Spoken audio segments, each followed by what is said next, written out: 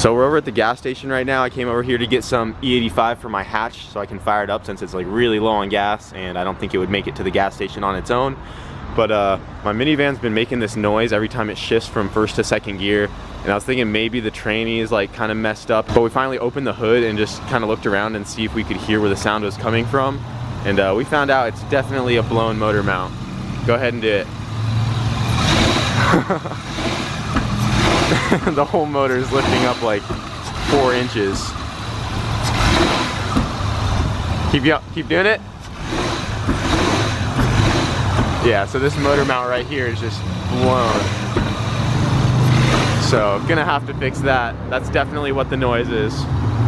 But at least it's not the tranny, so that's good. All right guys, so today we're gonna try to get the transmission bolted on to the engine. Before we do that, we obviously need to put the flywheel and clutch on, and then from there we can start bolting on some other little things like the coolant tube on the back and intake manifold, things like that. But before we get the flywheel bolted on, I took it to my wire wheel and cleaned off 3 spots, you know, evenly spaced out on the flywheel, and I'm gonna weld the flywheel to the ring gear.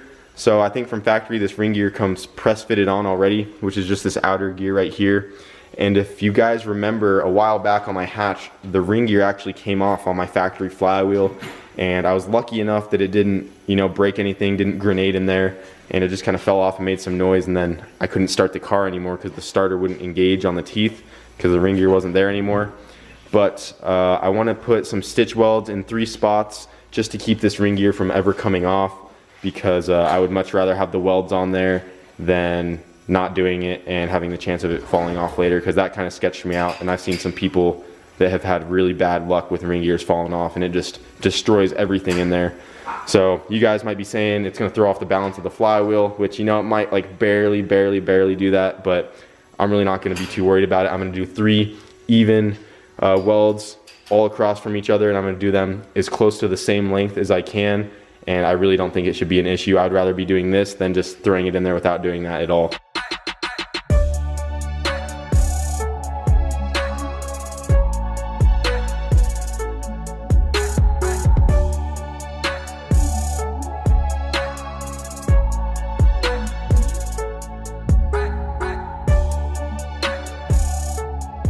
The stitch welds came out good.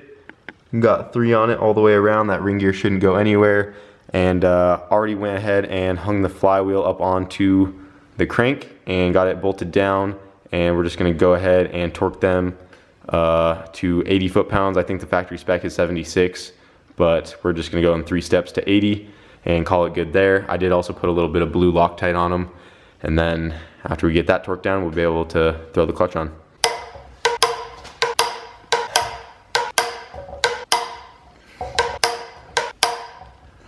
Alright, so we got the flywheel bolts all torqued down, and now we're ready to put the clutch on. But it turns out this 6-puck disc that I had right here is too small. I was going to use this one with my old Stage 5 competition pressure plate out of my hatch.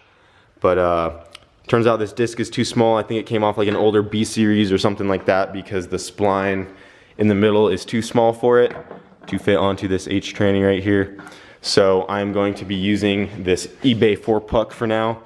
This is a B series, but a newer B series, and it has the same spline size as a H series transmission, and this one does fit onto the Accord tranny. So that one slides on nice. The only difference between this one and an H disc is that this B series one is just a little bit shorter on the edges right here by like maybe a 1/4 inch, but I'm still gonna try it out. It's all I have for right now, and I do plan on upgrading the clutch probably to a twin disc later on anyways. But for now, I just want something, you know, to drive around with, and hopefully it can hold 400 to 500 horsepower, because that's all we're going to be able to make on the first, you know, dyno pool, because of the pump and some other limiting factors before we can turn it up over 500. But yeah, I'm just going to try this clutch out for now. This is an eBay XTD, but it's pretty much like brand new, and I guess we'll see how she does.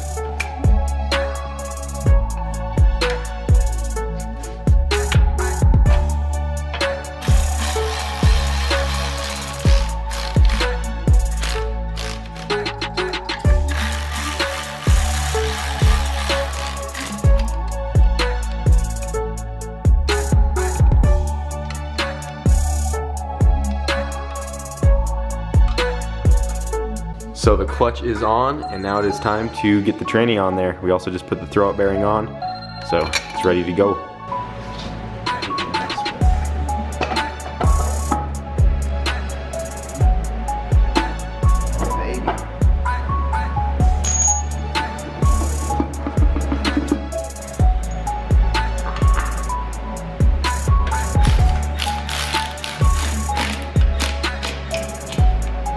So we just got the tranny on, and now I'm gonna stick the water tube on here, like so. Let's put these guys in.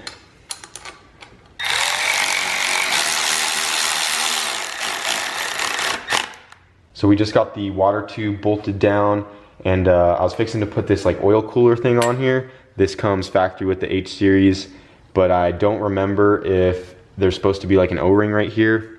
I mean, I can't even say if I remember or not, because I've never taken one of these off, but the machine shop guy took this off when he sleeved the block.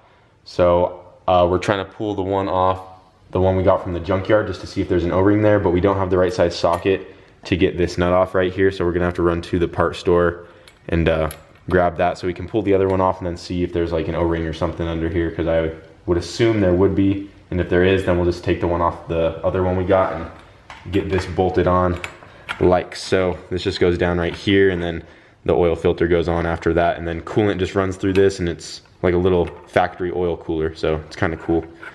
But yeah, we need to go grab that socket first. All right, so I just picked up a socket so I can take the oil cooler off this old motor right here to find out if there's a O-ring under there. It is a 30 millimeter for those of you wondering. So I'm gonna try to bust her off. And yes, I'm using a torque wrench for this, but this is like my old crappy one, and I don't use it to torque anything down anymore since I've been using it as a breaker bar. It's probably not very accurate anymore. All right, oh, that is disgusting. Let's see here. Yep, there's an O-ring and lots of oil. So just steal that and put it in ours. We'll be good. We're gonna go to 60. You probably over-torqued it already. It's probably already past 60. Watch, it's gonna click. Yep. Yeah. Just leave it. That's good. Just leave it. All right, now we're gonna slap the intake on. We already got our intake gasket right here. We had to steal some of these nuts off of the old motor that came out of the minivan because we don't have any. And these 12 millimeter nuts are one of the rarest things on these Honda motors. But we got some, so we can put the intake on. So we got the intake all the way bolted on. We also put a B series throttle body on it for right now. I did have an H one over here, but this B series one has the map sensor like right on the throttle body, which I like a lot better. So we're gonna try that one out. It's the same bolt pattern. And right now I'm putting the air idle control valve on, but I'm putting a piece of a soda can over the holes right here, so it pretty much deletes the valve completely, and I won't have to run coolant to it. So instead of having like the fast idle on warm up where it idles a little higher until the motor warms up, it just won't do any of that. I'm just deleting everything because I usually have issues with all this stuff after I swap motors over. And yeah, this works good on my hatch as well. I did it on that and I have no issues doing it. So gonna do it on here too. So I just cut up a little piece of soda can and I'm just sandwiching it in between, so there's gonna be no air going through the idle control valve, and I'll probably just leave the valve unplugged and turn it off through the Honda, and she'll idle all right. I can just adjust it all through the ECU later on.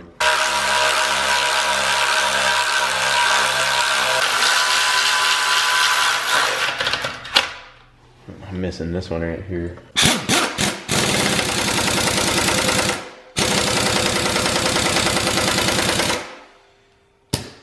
Okay, so we got the motor almost ready to drop into the van. One of the last things that needs to be put on is this rear T-bracket right here, but we'll probably wait until tomorrow before we do that. There are some other little things that need to be added, like I still need to make a plate to block off the EGR valve right there.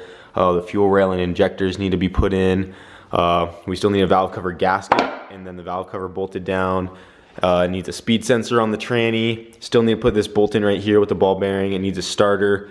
But other than the T-bracket, all those other little things can be done once it's in the van. I also do want to get the wiring harness put on before we drop it in. So we're just going to be stealing the one off of the old engine, this old F22 right here.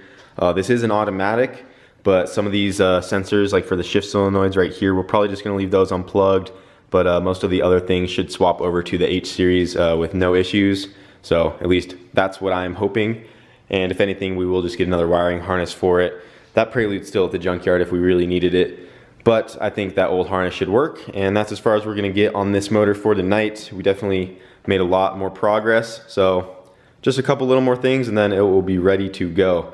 So probably gonna finish all that up tomorrow. And I think before we end the video, we're also gonna try to figure out the shift linkage a little bit tonight. So we're thinking that we can maybe take off, there's a plate from inside the van that covers up where the stock like shifter cable goes from the automatic shifter on the column. And it comes out right here through this rubber grommet, and that hole might be big enough to fit both of the cables through it if we unbolt it from inside the van. It's up under here under the glove box, so it's kind of hard to see. It's that plate right there. It has two 10mm bolts holding it on, and we're gonna unbolt it real quick and see what that kind of looks like, and that might work for us. We might not even have to modify or cut anything to run the cables. So yeah, sorry, it's a little dark, but it's this plate right there. So we're gonna pull it off real quick and see if that will be a possible solution to running the cables right through there. And then we won't have to cut nothing and it will be nice and easy.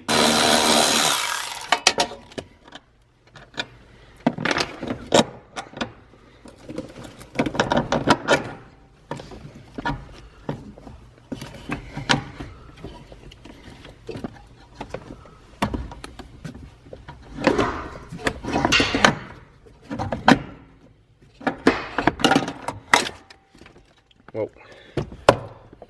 All right, let's get the cables and see if they'll fit through there. That might be big enough. It's Kyle swapped. It's Kyle swapped? Yeah, bro. That.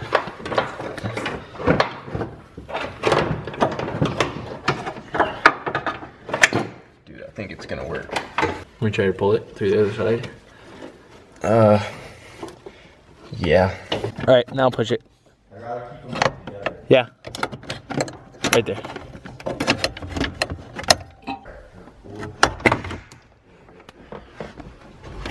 There we go. Right there. Yep.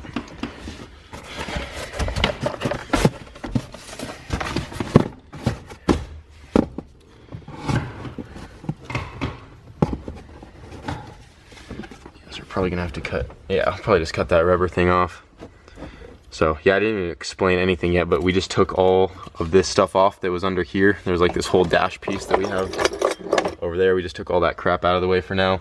And I think we'll be able to put most of it back in except for this little door. So this door like went, whoops, this door like went at the very bottom, like right down here. It'd sit like about like that. And I don't think we're gonna be able to have that back in, but it still looks all right without the door on there anyway. I was looking at some other Odysseys online that did it, but I had no idea where they ran the cables, but it looks like that should work. So I don't think this is gonna be mounted as high as we have it right here. It's gonna be a little lower and probably a little more forward, probably like that, but just a little lower. That should be good. I feel like a little forward too. A little even more forward than that. A little I just don't wanna punch the dash right here. Just... Yeah, well, feels pretty good right there though. I'll put it wherever I want it. Yeah, that should be pretty good. Yeah, before I know, it looks pretty alright. That's how it's gonna be. Yeah, it'll be about like that. And then I'll probably just make a little bracket out of metal and bolt it to the floor later on. But obviously I'll do that once it's connected to the tranny first, just to make sure it has the length of cable to do it. But I mean, dude, that turned out really easy. That's gonna be so simple. Yeah, we didn't have to do anything. We had to cut a hole and everything, but we don't even have Dude, to. Yeah. Now, so you literally just take out that plate where the automatic cable went, and it went right through. So it turns out the shifter is actually going to be really easy to do. I thought we were gonna have to modify quite a bit, you know, cut some stuff out to make it work, but it turns out you just take that plate off and the cables go right through there with no issues at all. Looking at it here under in the engine bay, those cables look like they're gonna be the perfect length right there. So that is awesome. I'm glad that turned out so easy. All I gotta do now is just make a metal box of some sort to bolt it to the floor and make it all solid, which I will be doing another day. But yeah, and then the harder part I think is gonna be making the clutch pedal, but I'm gonna be waiting to do that until the shift linkage is in place and the motor's in the car, and then we will work on doing the clutch pedal, because that might be, you know, a little bit of a pain to get going, because I've never done anything like that, so hopefully it's not too hard to get a clutch pedal mounted. But yeah, I'm definitely happy with the progress we made so far. Hopefully we can try to get this thing mounted in the van, or, you know, dropped into the engine bay sometime tomorrow would be my goal. There's still a couple things we need to do, like take these AC lines out of the engine bay, and other than that, I think it's ready to go in. We just got to get that T-bracket on tomorrow, and I think that should be it. So hopefully we can get this thing in tomorrow if everything goes as planned. And yeah, also I was really glad we were able to find a clutch, because I was honestly thinking we weren't going to be able to get this far at all today because of that, where's it at? That disc I had that didn't fit right here. This B series, or whatever series this clutch disc is right here, it didn't fit, and I was like kind of upset because I was thinking I was going to have to order a clutch, you know, wait at least a week before that could show up, because I didn't think anyone here was going to have one locally. But turns out I had a eBay 4-puck that I completely forgot about that was a B series, and you know, Brent told me, he's like, oh, the B series will fit the H, and I didn't even know that. So I pulled it out of my toolbox, and sure enough it fit. So I'm just going to try that B series 4-puck disc with the stage 5 pressure plate. Hopefully everything holds up all right. I mean, I think it should have no issue holding 400 to 500 horse, even though it is an eBay disc. It's still like the same material, same crap. I think it's really, all of it is in the pressure plate, because that's what makes the clamping force like on the disc. So yeah, we'll see how she does. I hope you guys are enjoying the daily uploads of the progress on the minivan. I'm honestly really surprised with how far we have come and the amount of time we have in it. The motor's ready to go in, and as long as everything goes smooth and we have the parts we need, which I think we do, I don't see any reason why this thing won't fire up in the next few days, which would be awesome. I know I want to see it, and I know you guys want to see it as well. And yeah, there's also a lot of kids out there who are late to their soccer games, and we got to do something about it. So anyways, guys, hope you enjoyed the video, and stay tuned for tomorrow, because we're going to try to get this motor in there, and we'll see where we go. But thanks for watching.